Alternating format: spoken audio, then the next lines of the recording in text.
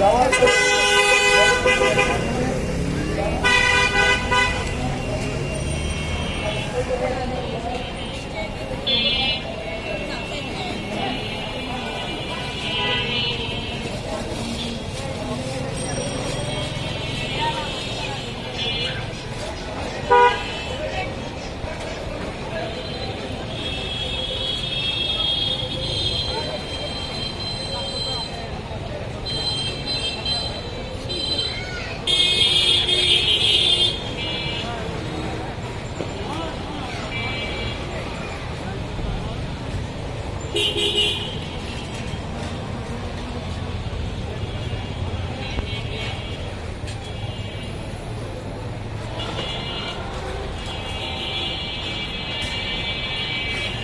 ঘন বসতভিটা, সেই সঙ্গে ডেঙ্গুর আস্তানা দেখা যাচ্ছে।